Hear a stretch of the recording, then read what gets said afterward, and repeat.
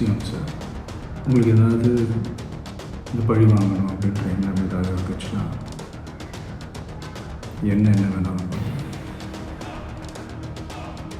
அவங்க மேலே கேட்காது.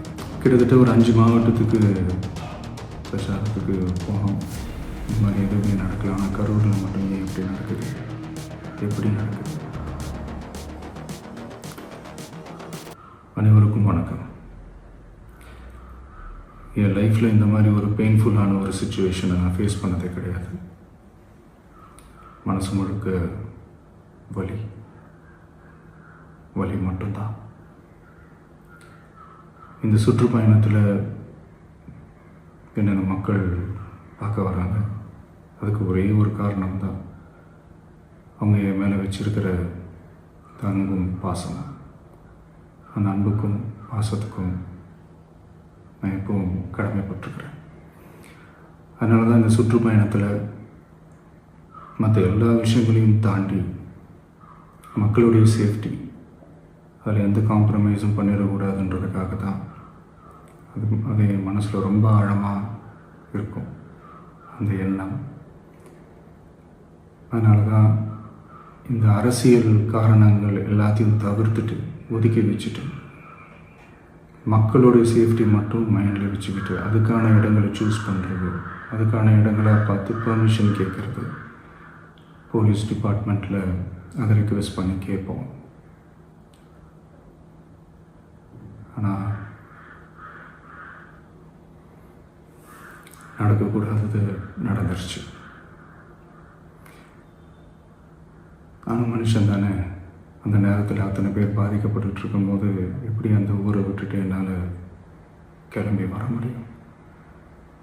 நான் திரும்ப அங்கே போகணும்னு இருந்துச்சுன்னா அதை ஒரு காரணம் காட்டி அங்கே வேறு சில பதட்டமான சுச்சுவேஷன்ஸ், வேறு சில அசம்பாவிதங்கள் அந்த மாதிரி எதுவும் நடந்துடக்கூடாதுன்றதுக்காக தான் நான் அவாய்ட் பண்ணேன்.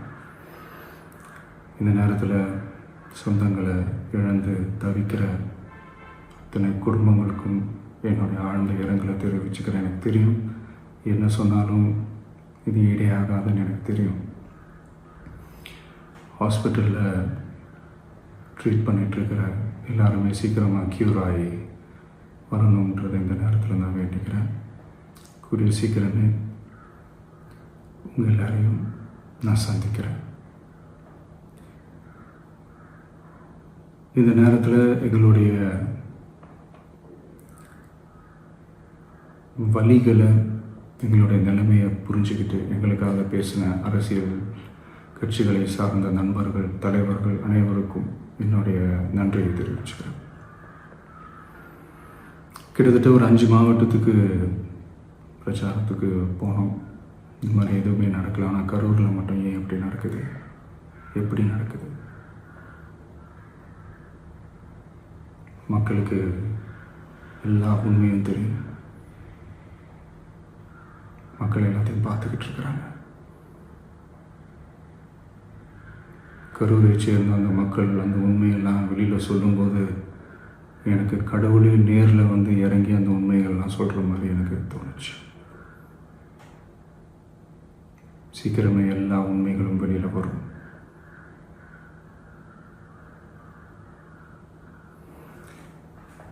எங்களுக்கு தரப்பட்ட இடத்துல நாங்கள் போய் அந்த ஸ்பாட்டில் நின்று நாங்கள் பேசிட்டு வந்தோம். அதை தாண்டி எந்த தவறும் எங்கள் சைடில் நாங்கள் எதுவுமே செய்யலை. பட் இருந்தாலும் எங்கள் கட்சியை சேர்ந்த நிர்வாகிகள், தோழர்கள் மேலே எஃப்ஐஆர், அது மட்டும் இல்லை சோஷியல் மீடியாவை சேர்ந்த நண்பர்கள், தோழர்கள் அவங்க மேலே எஃப்ஐஆர்லாம் போட்டு இப்போ பிடிச்சிக்கிட்டு இருக்கிறாங்க.